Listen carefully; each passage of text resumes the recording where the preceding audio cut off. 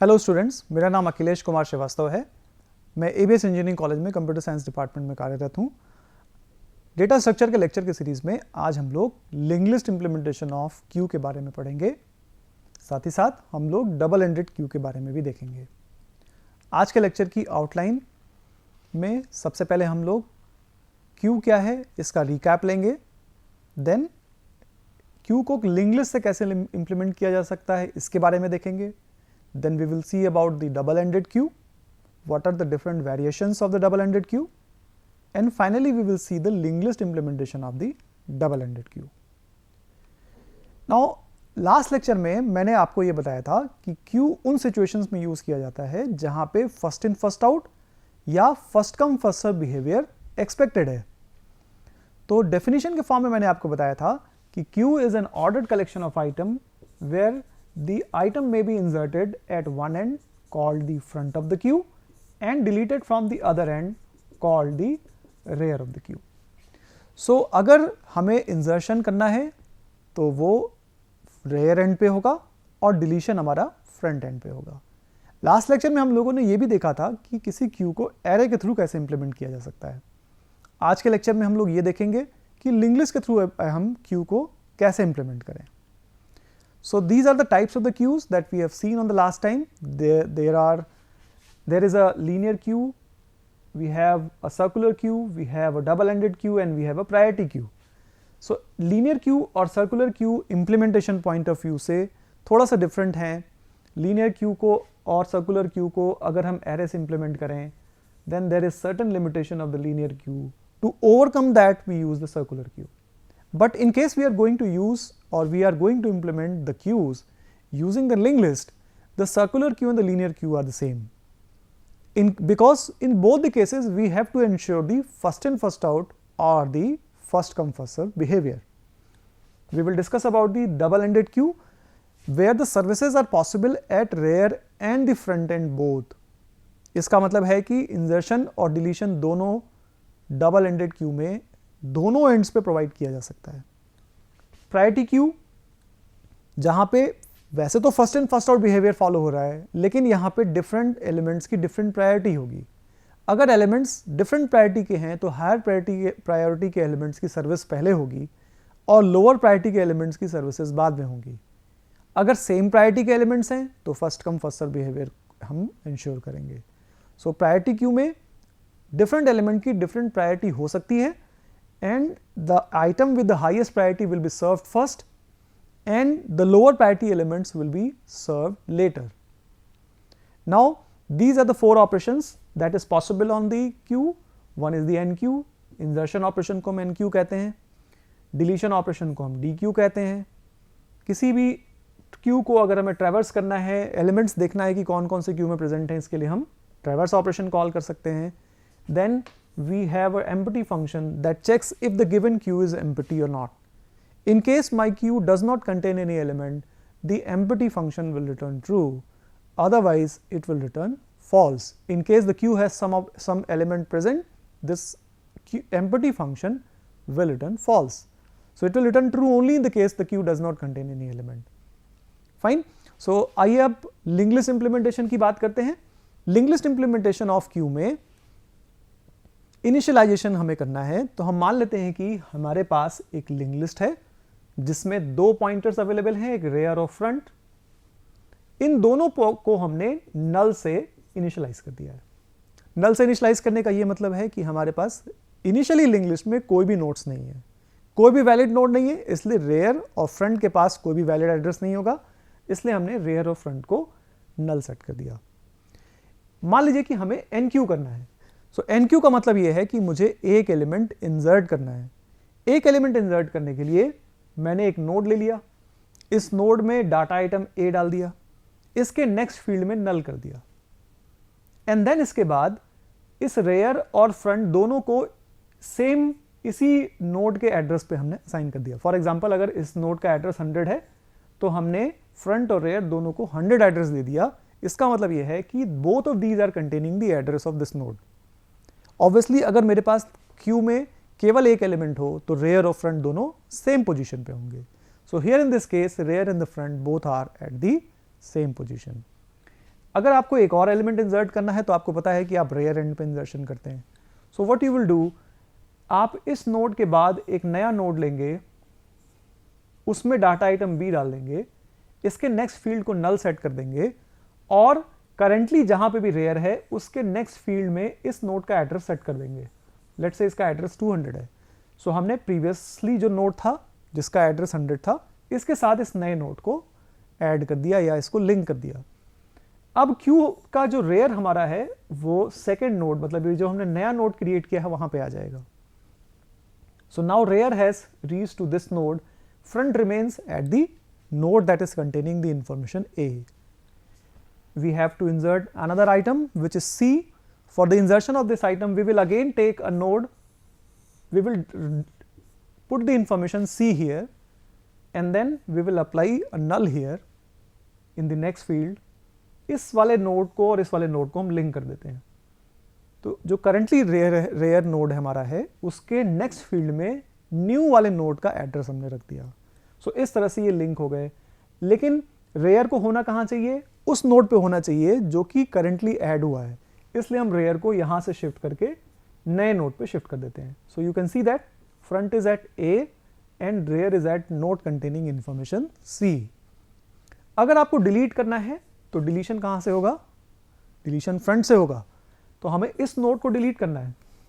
हम इस नोड को डिलीट करेंगे तो फ्रंट मेरा नेक्स्ट नोड पे शिफ्ट हो जाएगा. तो इसलिए फ्रंट अब बी नोड पे है. एंड देन अगर मुझे डीक्यू करना है, अगेन मुझे फिर से डिलीशन करना है, तो मैं इस नोड को डिलीट कर दूंगा और इस नोड के डिलीशन के बाद फ्रंट आगे वाले नोड पे शिफ्ट हो जाएगा. इसका मतलब है कि now we have only C item present in the queue and front and the rear both are pointing at the same position. So this is how we implement the queue using the linked list. We just have to provide the first come first serve behavior or first in first out behavior. Now let's write the algorithm for the same. कैसे algorithm लिखेंगे हम इसके लिए, सबसे पहले initialization. For initialization we have taken a queue.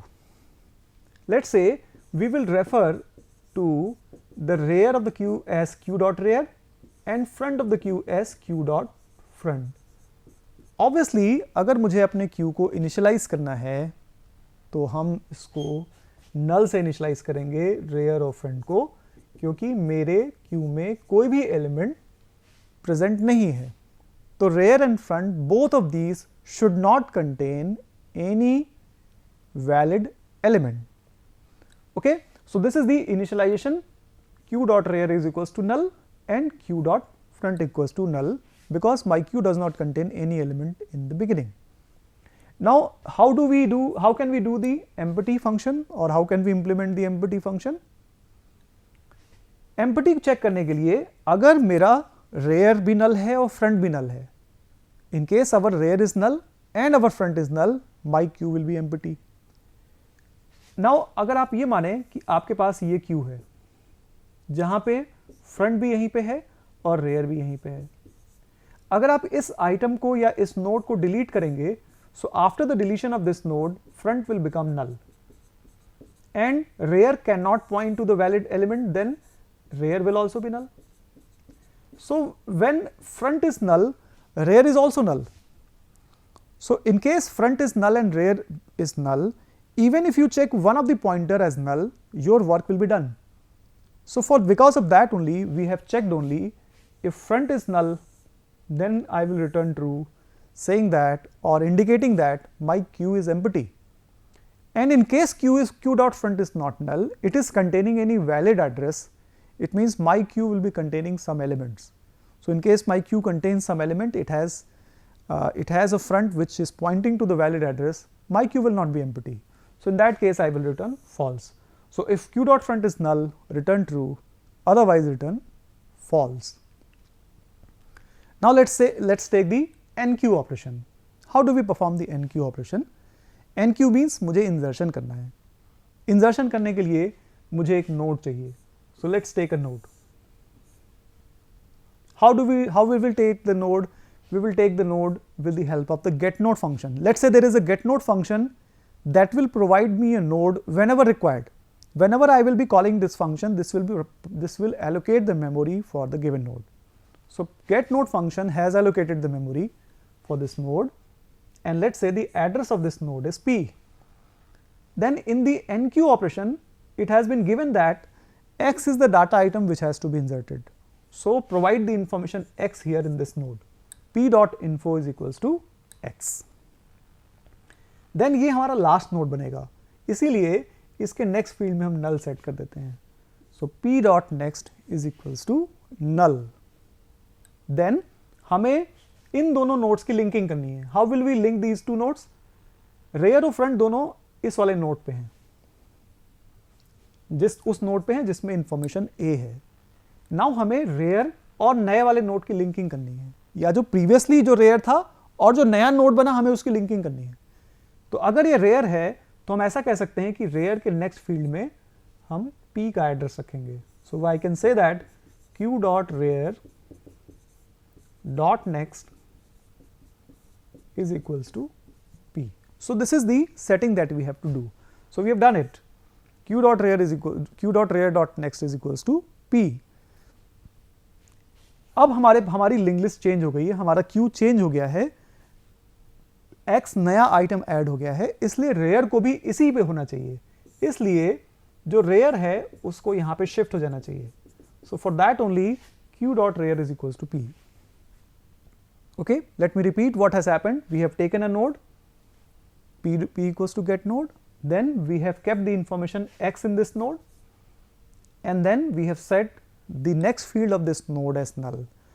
We have set the next field of this node as null because इस node के ये जो नोड हम नया बना रहे हैं that will be the last node, और लास्ट नोड के नेक्स्ट फील्ड में नल होना चाहिए. सो इन 3 इंस्ट्रक्शन से हमने नोड बनाया और उस नोड को लास्ट नोड बता दिया. एंड देन उसके बाद हमने प्रीवियसली रेयर जो नोड था और जो करंटली ये नोड हमने बनाया, इन दोनों की लिंकिंग कर रहे हैं. कैसे लिंकिंग करेंगे? रेयर ये नोड है, इसके नेक्स्ट फील्ड में p का एड्रेस रख देते हैं. सो रेयर नोड के नेक्स्ट फील्ड में हमने p का एड्रेस रख दिया. क्योंकि लास्ट नोड चेंज हो गया है, अब नया लास्ट नोड बन गया है, तो रेयर को हमेशा लास्ट नोड पे होना चाहिए, इसलिए q dot rear is equals to p.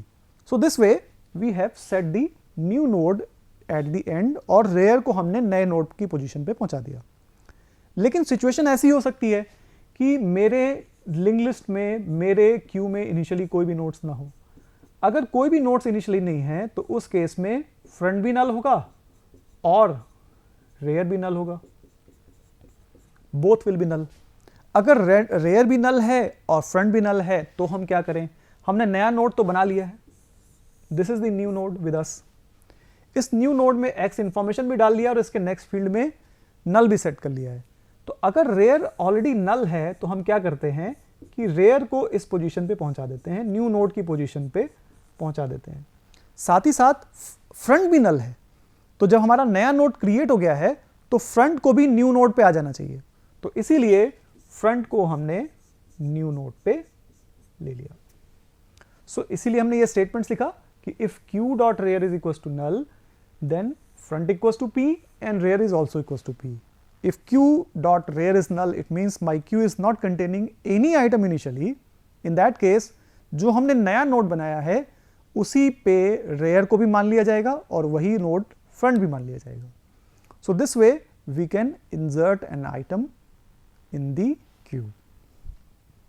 Now let's see the deletions in the queue. Deletion करने के लिए मैंने आपको बताया कि आप फ्रंट एलिमेंट को डिलीट कर दीजिए और फ्रंट को आगे शिफ्ट कर दीजिए. So this is the basic operation that is required to be performed.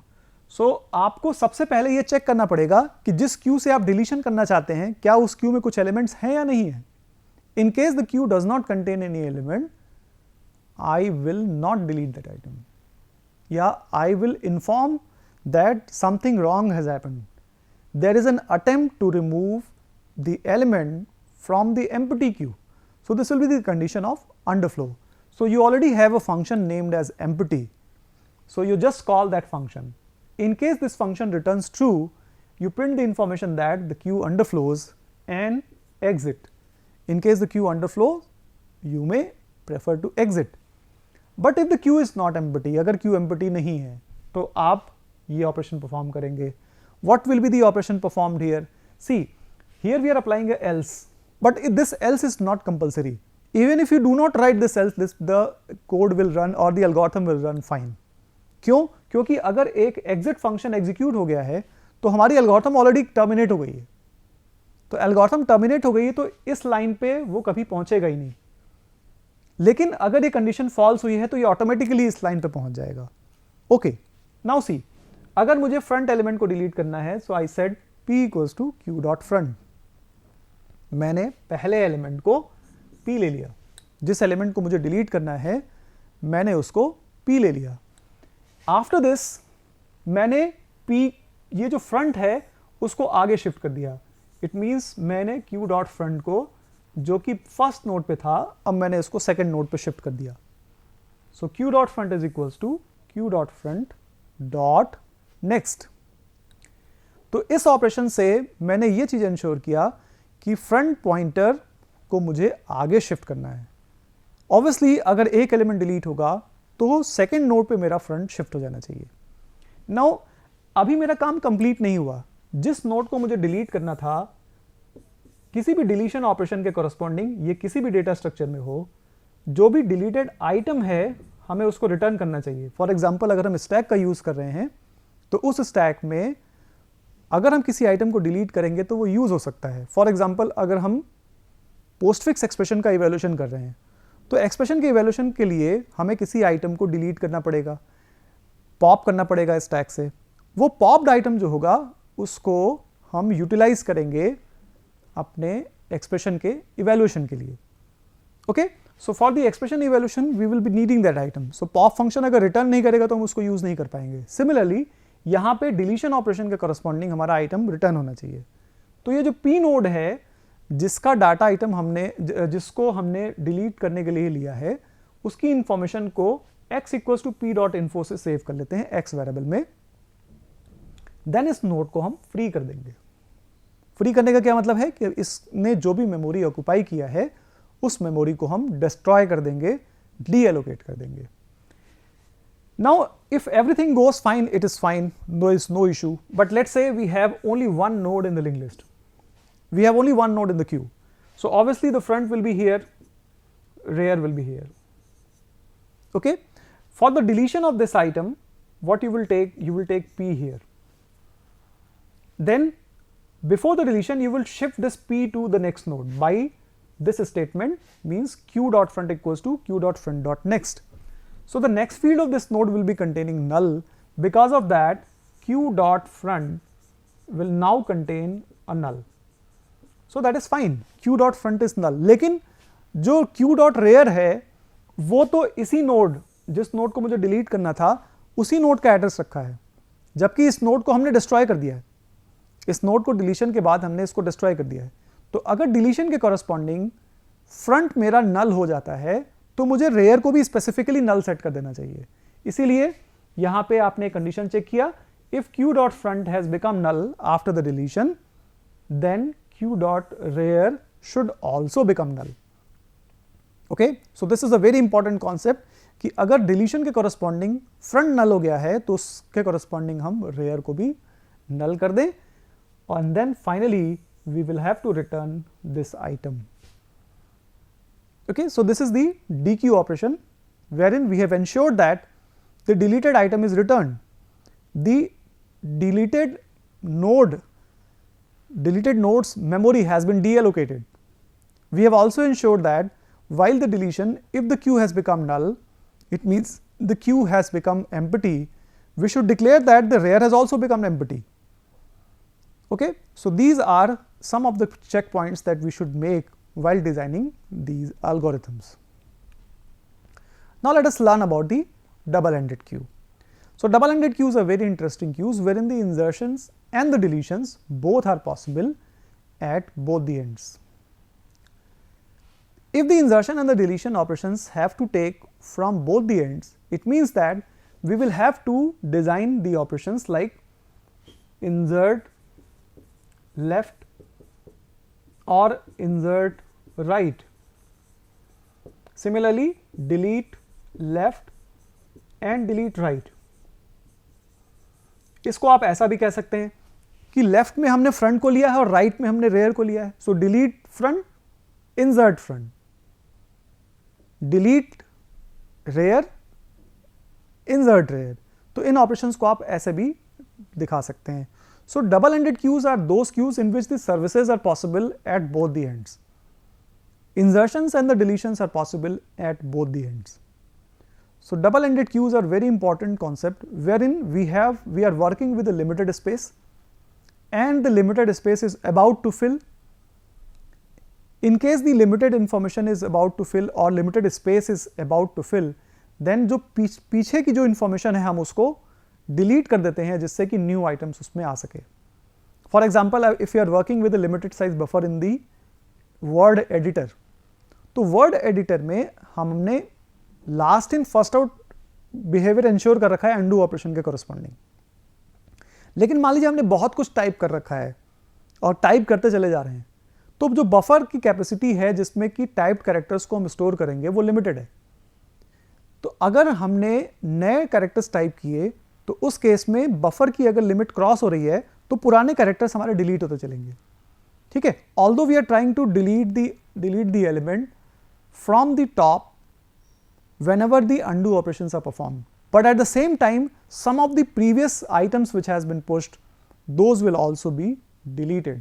So we need the services or we need the deletion operation being performed at the top and at the bottom as well. Okay, so double ended queue के दो variations हैं. One of the variation is known as the input restricted double ended queue, another variation is known as the output restricted double ended queue. What happens in the case of the input restricted double ended queue, that deletion is possible at both the ends, but input means the insertion will be possible at only one end. So in case the deletion is possible at both the ends and insertion is restricted to one of the ends, we will say that we have a input restricted double ended queue. And in case we are providing the insertions at both the ends, but we are restricting the deletions to take place only from the one end, we will say that we have a output restricted double ended queue. So in the output restricted double ended queue, insertion is possible at both the ends, however the deletion is restricted to either of the ends. Now let us see how can we implement the double ended queue. For the implementation of the double ended queue, the doubly linked list is the best suited data structure, because in the doubly linked list you can insert towards the left and you can insert towards the right. You can delete the item from the left and you can delete the item from the right. So double ended queue can be implemented using the doubly linked list. So let us say we have a doubly linked list which contains some of the elements. Okay, it will have three fields. First field is known as the left, this field is known as the right, or you can take this as previous and you can take this as next. Okay, this field contains the data item. How to initialize the double ended queue? Let's say हमारे पास दो addresses हैं, rear और front, दोनों को मुझे null initialize करना चाहिए जैसा कि मैंने linear queue में किया था. Then empty function जो कि ये चेक करता है कि मेरा double ended queue empty है या नहीं. इसका मतलब है कि अगर front null है तो return true कर दीजिए. वैसे front और rear दोनों null होंगे तभी हमारा queue empty होगा. लेकिन हमने क्यू में भी देखा कि फ्रंट और रेयर दोनों साथ साथ नल हो रहे हैं, तो अगर आप इसमें से किसी को भी चेक कर लें, फ्रंट को चेक कर लेंगे तो रेयर भी नल होगा, अगर रेयर नल है तो फ्रंट नल होगा. सो आप केवल एक पॉइंटर को चेक कर लीजिए जिससे कि आपको ये पता चल जाएगा कि कौन सा नल है और कौन सा नल नहीं है. So if you check the front is null, then you will say that my queue is empty, you will return true, otherwise you will return false. One thing to be checked here is that we are taking a DQ. DQ means double ended queue. So for accessing the rear field, we are doing DQ dot rear. For accessing the front field, we are writing here DQ dot front. So these are the initialization and the empty functions. Now let's do the insert left operation. Let's say हमारे पास एक linked list पहले से है या हमारे पास double ended queue पहले से है जहां पे रेयर और फ्रंट दोनों सेम पोजीशन पे है. अब आपको यहां पे इंसर्शन करना है लेफ्ट की तरफ. सो लेफ्ट की तरफ इंसर्शन करने के लिए आप सबसे पहले एक नोड लेंगे. इसमें इंफॉर्मेशन x डालेंगे, इसके लेफ्ट फील्ड को नल सेट करेंगे। प्रिकॉशनरी में एक काम कर रहा हूं कि इसके प्रीवियस फील्ड और नेक्स्ट फील्ड दोनों को नल कर दे रहा हूं। ओके, मैंने ऐसा माना कि जब मैं लेफ्ट में इंसर्शन कर रहा हूं तो लेफ्ट में इंसर्शन करते समय मेरा नोड फर्स्ट नोड की तरह से इंसर्ट होगा। अगर मेरा नोड फर्स्ट नोड की तरह से इंसर्ट होगा डबली लिंक लिस्ट में, तो मेरे नोड का जो प्रीवियस फील्ड होगा वो नल होगा। लेकिन मैंने प्रिकॉशनरी एक काम ये किया है कि इसके नेक्स्ट फील्ड को भी नल सेट कर लिया है। इसके बारे में मैं आपको बताता हूं अभी क्यों। अगर मान लीजिए कि आपके पास दोनों नल हैं, रेयर और फ्रंट, इन दैट केस जो आपने एक नोड क्रिएट किया है उसके दोनों फील्ड्स नल होने चाहिए। ओके, इसीलिए आपने फ्रंट और रेयर दोनों को नल सेट कर दिया। नाउ अगर आपको इंसर्शन करना है तो आप कैसे कहेंगे कि यहीं पे रेयर है तो इसके प्रीवियस फील्ड में इसका एड्रेस आना चाहिए। ओके, एंड देन इसके नेक्स्ट फील्ड में इसका एड्रेस आना चाहिए। तो ये हमारा नया नोड है जो कि पी नोड है। तो पी नोड अगर हमारा ये है तो इसके नेक्स्ट फील्ड में इस नोड का एड्रेस आना चाहिए जो कि रेयर नोड है। ओके, एंड इसके प्रीवियस फील्ड में, इस नोड के प्रीवियस फील्ड में इस नोड का एड्रेस आना चाहिए। So that's why we said कि p dot next equals to dq dot rear and dq dot rear is equal dq dot rear, इसके प्रीवियस फील्ड में इस नोड का एड्रेस आना चाहिए। p नोड का हमारा एड्रेस आ गया। नाउ ये जो नया नोड हमारा है, इस नए नोड पे हम मान रहे हैं कि रेयर है। आप इसको रेयर यहां पे मान सकते हैं या फ्रंट मान सकते हैं, यहां पे ये आपकी चॉइस पे है। तो हमने ये माना है कि हमारा रेयर इधर लेफ्ट की तरफ है और फ्रंट मेरा राइट की तरफ होगा। सो हमारा रेयर यहां पे है। सो चूंकि रेयर यहां पे है तो रेयर को मुझे अपडेट करना होगा by this statement saying that dq dot rear is equals to p। तो हमने एक नया नोड बनाया, इस नए नोड के इंफॉर्मेशन में x डाला, इसके दोनों फील्ड्स को नल सेट किया। उसके बाद सेटिंग किया पॉइंटर का रेयर के प्रीवियस फील्ड में इस नोड का एड्रेस और पी नोड के प्रीवियस फील्ड में, पी नोड के नेक्स्ट फील्ड में रेयर का एड्रेस। सो ये तीन स्टेटमेंट मेरे 1 2 3 जो कि कंपलसरी हो गए। नाउ अगर मान लीजिए कि मेरा रेयर इनिशियली नल है, अगर मेरा रेयर इनिशियली नल है तो उस केस में मैं रेयर के प्रीवियस फील्ड को तो रेफर नहीं कर सकता। In case I can not refer to the previous field, then what we will do, उस केस में ये कंडीशन लगा दीजिए कि अगर मेरा रेयर ऑलरेडी नल है तो जो भी आपने नोड बनाया है रेयर और फ्रंट दोनों को आप इसी नोड पे ले आइए। ओके, सो ये जो एक्स्ट्रा कंडीशन लगाया है वो इसीलिए लगाया है कि अगर हमारा रेयर और फ्रंट दोनों नल है तो फ्रंट और रेयर दोनों को न्यू नोड जो पी नोड है यहीं पे लेके आइए, रेयर भी यहीं पे और फ्रंट भी यहीं पे। सिमिलरली अगर आपको डिलीट करना है लेफ्ट से, ठीक है, अगर आपको डिलीट करना है लेफ्ट से तो उसके लिए आपको इस नोड को डिलीट करना होगा। इस नोड को डिलीट कर, अगर मान लेते हैं कि फ्रंट यहां पे है और रेयर यहां पे, तो इस नोड के डिलीशन के कॉरस्पॉन्डिंग आपको फ्रंट को आगे शिफ्ट करना होगा। तो इसलिए सबसे पहले आपको यह चेक करना है कि कहीं एम्प्टी तो नहीं है क्यू। अगर क्यू एम्प्टी है तो डिलीशन पॉसिबल नहीं होगा, आप एग्जिट कर जाइए। अगर क्यू एम्प्टी नहीं है तो इस नोड को पी मान लीजिए, फ्रंट को आगे शिफ्ट कर दीजिए इस स्टेटमेंट से, इस नोड की इंफॉर्मेशन को कहीं सेव कर लीजिए एक्स वेरिएबल में और इस नोड को डिस्ट्रॉय कर दीजिए और फाइनली जब ये डिस्ट्रॉय हो जाएगा तो इस एक्स को रिटर्न कर दीजिएगा। लेकिन मान लीजिए कि इस नोड, हमारे पास केवल एक नोड होता और हम इसको डिलीट कर देते, इसके डिलीशन के कॉरस्पॉन्डिंग मेरा फ्रंट नल हो जाता। जैसे मैं फ्रंट को आगे शिफ्ट करता फ्रंट मेरा नल हो जाता। अगर मेरा फ्रंट नल हो गया है तो उस केस में मुझे रेयर को भी स्पेसिफिकली नल सेट कर देना चाहिए। So for that only what we have done, if front has become null, we have made rear also equals to null. So आज के लेक्चर में हम लोगों ने ये देखा कि लिंक लिस्ट से कैसे क्यू को इंप्लीमेंट किया जा सकता है। देन हमने डबल एंडेड क्यू देखा और हमने ये देखा कि डबल एंडेड क्यू में कैसे हम इंसर्शन और डिलीशन ऑपरेशंस परफॉर्म कर सकते हैं। असाइनमेंट टास्क आपके लिए होगा कि आप इंसर्ट राइट और डिलीट राइट ऑपरेशंस परफॉर्म करें। इस लेक्चर में हमने ये भी देखा कि फ्रंट और रेयर को किस पोजीशन पे लिया जा सकता है, ये आपकी चॉइस है। फॉर एग्जांपल लीनियर क्यू में क्यू के इंप्लीमेंटेशन के लिए, सिंपल क्यू के लिए हमने रेयर को लास्ट में लिया और फ्रंट को बिगिनिंग में लिया। लेकिन डबल एंडेड क्यू को इंप्लीमेंट करने के लिए फ्रंट और रेयर को आप स्टार्ट में या एंड दोनों में से किसी भी जगह ले सकते हैं। ये आपकी चॉइस पे है। Thank you.